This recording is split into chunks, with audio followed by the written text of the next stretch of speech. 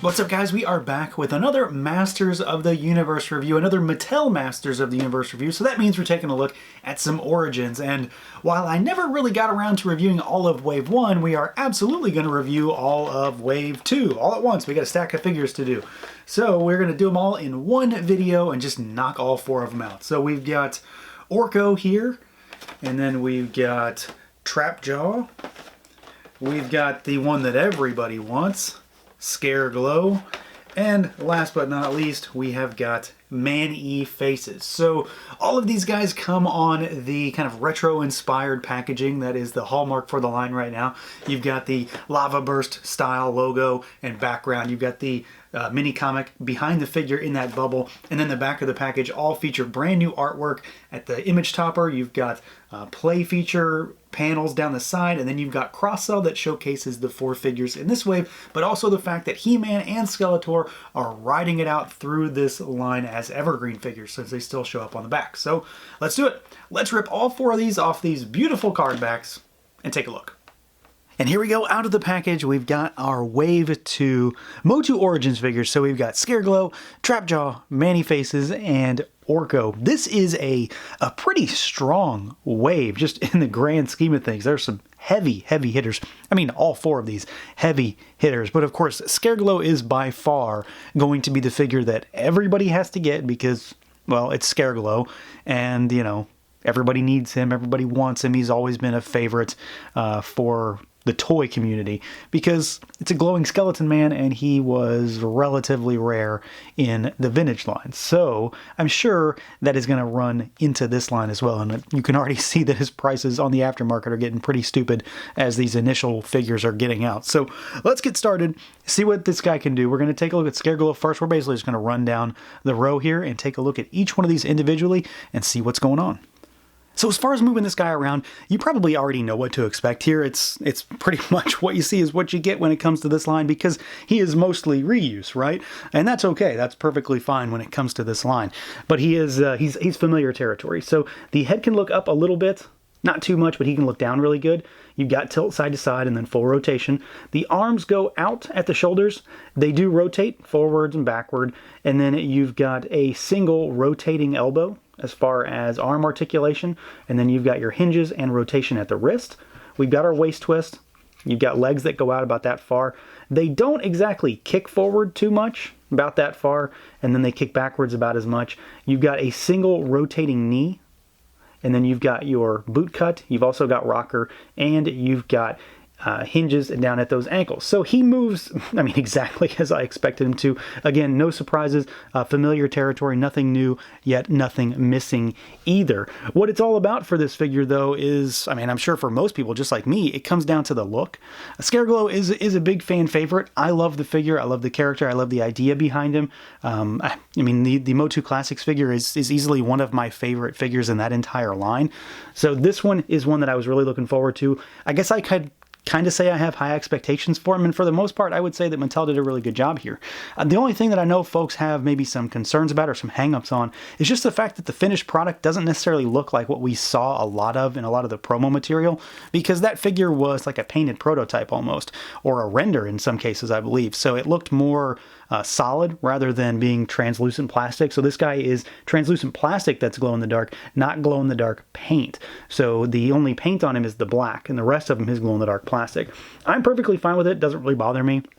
This is basically what I expected to get. It's in line with the other figures too, so that's not really a concern for me. The black on him is pretty nicely done. For the most part, it's very clean and crisp. I don't have any areas that I'm truly bothered by. Some instances, maybe at the elbow joints and the knees, that get a little bit flaky, but otherwise, I think he looks really good. For the most part, there's not really any other paint on him, nor should there be, except for the head sculpt up here, which is very obviously a skull, and you've got your red eyes that have the kind of the sunken sockets with the painted teeth and that crack up there. The cape is not cloth, so it is just a kind of a rubbery piece. It doesn't really get in the way of articulation. It's there, but you don't really have to work around it too much. It's got kind of like a weave going on, so it does give the illusion of fabric, but it's not. It doesn't hang down to the feet or anything, so it doesn't get in the way of him balancing, none of that kind of stuff. It doesn't really seem to impede him. The only thing that I might be concerned about is this piece over here. It could fray and maybe tear over time just because it's a relatively thin piece of plastic. But otherwise it looks good, and it seems to mimic the vintage cape well enough. The one thing that of course matters the most here is the glow, because, well, he's SCAREGLOW, so he needs to glow, and he does glow really, really well. So of course he reacts to black light very nicely, but he also just absorbs light so well. So you can, put him in light for just a little bit and he will glow pretty much right away. Since he is so much translucent glow-in-the-dark plastic, he just works in that regard. The glowing feature is very well implemented, no issues with it. He is incredibly bright, so I'm really happy with that. And then you've got your very vintagey halberd spear weapon here, which is done up in the neon green, so it gives you a very 80s vibe when it comes to SCAREGLOW, and I really like it. Sculpt is nicely done, no paint on it of course, but that's in line with the expectations of this line in general, and I think it looks great. It very much gives me that vintage MOTU vibe. So this guy for me definitely lives up to my expectations. Really no issues with him. I think he moves well, he looks fantastic, and again, the glowing feature is 100% on point here. Now for Trapjaw, this guy is very much similar, but of course a little bit different when it comes to articulation because he isn't 100% there. So we've got a head that can look up only a little bit. He doesn't look down too much either, and then he does have full rotation. I believe that's mostly because of the jaw aspect, so he does have the moving jaw, so there's kind of another plastic piece that sits underneath, and it kind of impedes that ball joint there. The arms do go out at the shoulder, and they do rotate back and forth, obviously. You've got, of course, a different arm, though. So we've got a single jointed rotating elbow on this side. You've got your hinge and rotation for your wrist. You've got a swiveling arm on his right, your left, and then you've got the attachments here. So this is hinged at this point, and then you can swivel this up and down. So you can rotate it and you can swivel it, and then of course you can rotate whatever attachment is in there also. So you've got a few points of articulation to give that a little bit of flair. You do have your waist twist. Legs go out pretty far. They kick forward a decent bit. They do kick backwards only slightly, no thigh cut or anything like that. You do have your single jointed rotating knee. There is also a really well hidden boot cut. It's actually hidden under this piece right here, so it acts kind of like a lip. It almost kind of hides it. And then you do have a rocker, but it's not really useful here because he's got these kind of flared boot cuffs, so they really kind of get in the way. He can hinge forward or up, but he doesn't really go too far back because the cuff also extends over the back of the foot. But he does move well enough. I mean, I don't have any true issues with his movement capabilities when it comes to this line. And again, just like with SCAREGLOW, it really comes down to the look on this figure, and for the most part, I'm really happy. The one thing that I still can't maybe get over on this guy is his eyes. I just don't know that I truly like them. Like, they're fine in terms of the implementation and the paint, and the overall sculpt for the face looks good, but something about those little beady eyes just don't do it for me. And that's just a personal preference. You know, your mileage may vary on that. I know they're not trying to recreate every single aspect of every instance of MOTU, so they're going for their own thing here, but he very much does give you that classic Trapjaw vibe. I really like this color. I mean, this color screams Trapjaw to me when I see it. And then you've got all these green accents. You've got the belt here with the skull and crossbones, and then you've got the kind of robo-style legs down here with the neon green accents. The Trapjaw robo arm and chest piece is implemented really nicely. You know, it definitely looks like it's just sort of been clamped on his chest, which I do really enjoy. And then it's just black with no paint on it. And then as far as the attachments go, you've got the gun, obviously, so that's probably usually my favorite. You've got the claw arm as well, and then we've also got the hook. So I'd say you've got, you know, the big three there when it comes to this figure. I don't know which one I'll end up displaying him with. Probably the gun, because it's usually my favorite, but at the same time I might switch it up and go with the claw. But he does look pretty good. I mean, that's Trapjaw through and through for sure. The moving jaw does look pretty good, although if you get it too far down, it's not exactly going to work. It looks like He-Man dislocated his jaw there. But otherwise, outside of maybe my disinterest in those little beady eyes, I do think he looks really good. Colors are bright and incredibly vibrant, and definitely does it for me. So we've had two bad guys, we've got two good guys. We're going to start with Man-E-Faces here.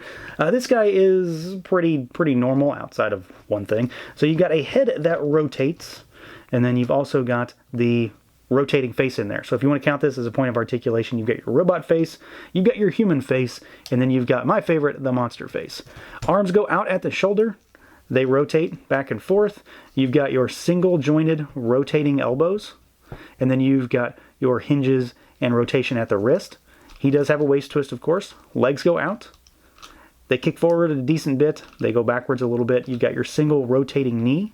You've also got a boot cut, and then you've got, similar to Trapjaw, because of course they're the same legs, you've got a hinge upward a little bit, not much back, and then not a whole lot on the rocker, because they do share those parts, which makes perfect sense in the confines of Masters of the Universe. This figure is one that I've been really looking forward to, just because there's something about Man-E-Face's gimmick that's always done it for me. I really like the monster face, and I like the idea of just being able to change him up just with, you know, a flick of a dial. You can change him up, and this does actually work really good. It kind of locks in place once you get it in there. So you've got the 3 different faces, and I think they did a pretty good job. It very much looks vintagey to me. Like, it screams vintage MOTU. The only thing I truly have a problem with on this figure, though, is the paint. It's kind of all over the place. I actually have 2 of these, and both of them have the same kind of problems. There's like patchiness all over the thigh pads up here, and then the arms are just really, really cakey because they're blue with the kind of Simpsons yellow color painted over top of them. So this part, and on the bicep, on the forearm as well, it just seems really cakey by comparison. And also the blue around his kind of breathing apparatus here is also just a little haphazard. So I'm not too happy with the paint. I even got a little flub here. There's pink and blue on this part here. So I'll have to acetone that off. He does look pretty good though, sculpt wise. I think it very much captures the idea of the vintage figure.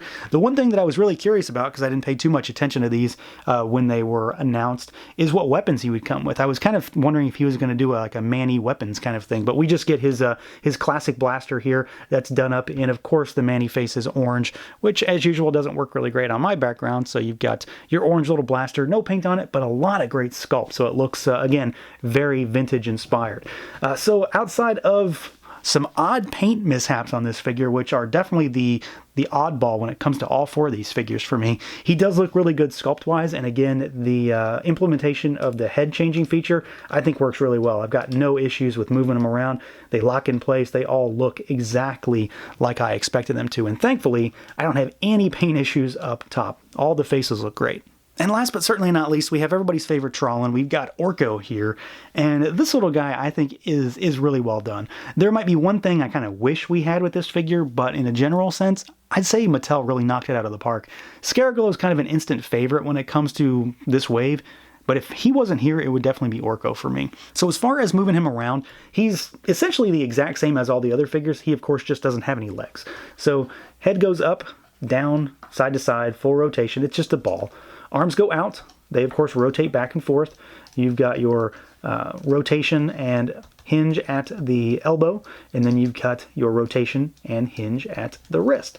So that's it. But as far as the overall figure goes, I mean, that's all he needs to be. So I'm really happy with the way he turned out. A good range of motion on those arms, but it's all about the looks for this figure, right? I mean, this is exactly what I wanted out of him. He is super, super cartoony, while at the same time very much fitting in with the figures here. The colors, specifically the ears and the hands, are incredibly vibrant and bright, and they are really complementary to the orange hood and the kind of pink robe that he wears. The O on his chest is nicely painted. It's very, very black, very saturated.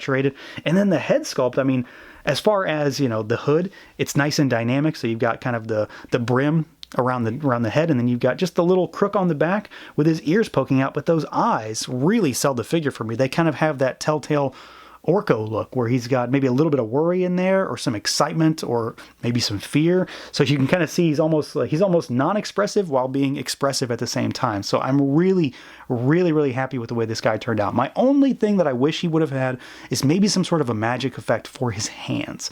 I would have loved to have had some sort of energy effect or anything like that. I'm sure I have something around that I can use for him, but it would always be nice to get it in the box. That said, we do get something for him. So he comes with a base. So you've got a just kind of like a magic dust or cloud effect down here. So it's purple with a bunch of glitter in there. So it definitely catches the light really, really well. You just pop him on, and then you've got a pivot point at the top. So right underneath him, and then you've also got a pivot point down at the base itself. So you can kind of have him like, you know, flying forward or something like that, which is really great to just give him a little movement or make him look a little bit more dynamic so that he's not maybe always just floating in midair. But if you want him to do that, you've got the ability to do it right out of the box. So I'm really happy that they included something like this. This is something that initially I was worried we weren't going to have with him. And then of course, you know, when we got the reveal, we knew for sure that he was going to have a base and an effect part. So even though I don't get any kind of magic things for the hand hands, I am really happy with the overall package. I think he comes with a really awesome looking base, and it definitely helps to just elevate the figure, well, literally, but figuratively as well. Now, there is, of course, one thing that ties all four of these figures together, and that is the continued inclusion of vintage-style mini-comics. So we've got a comic with each figure, and they are, of course, all the same. That is the one kind of oddity when it comes to these, is that they are not having different comics throughout the wave. The wave has a unique comic that is tied to that wave. So we've got Double Trouble here that plays up the idea behind having all of these characters actually in the comics. So this one is about Skeletor kind of capturing Orko and then hatching a plan to try and steal a cordite crystal from Grayskull. I won't spoil the entire thing. You can take a look at it. It's just a few pages, not a whole lot to it, but I do really enjoy the fact that they do include this. And then on the back, you've got cross-sell, so it's just like the back of the card back, so you've got the 4 new figures, and then you've got He-Man and Skeletor as well. So really cool stuff. Very happy to continue getting these. And again, it's just another little thing to make this seem even more vintagey. So overall, this is a really solid wave of figures. Like I said, initially, I never got around to actually reviewing all of Wave 1. And I'm not really sure why, but when I got these in hand, I knew that I had to just crack them open immediately because I've really been waiting for a while to get more of these. It's been a little bit since we got that first wave of figures, and I was really worried that this wave was just not going to ship from Walmart, but they finally did. And I'm really pleased with all of them. Even Man-E-Face's weird paint issues aren't too big of a deal. They're just something that I had to mention. Trapjaw looks fantastic outside of those beady eyes. Orko is a fantastic little figure, and SCAREGLOW, come on, SCAREGLOW is SCAREGLOW. He's really the star of the show for sure. I'm certain he's going to be the figure that everybody simply has to have in order to, to pick a favorite. It's going to be SCAREGLOW, but he's really well done. He looks fantastic, paint's good, and the glow effect is just top notch. He shines like a beacon. So yeah, this is a really solid wave. I'm really looking forward to Wave 3, but this is another solid entry in MOTU Origins. I am really enjoying this line, and I cannot wait to see more. So that's going to do it for this look at the MOTU Origins Wave 2 figures. Let me know what you guys think. Feel free to like, comment, subscribe, and share, and until next time.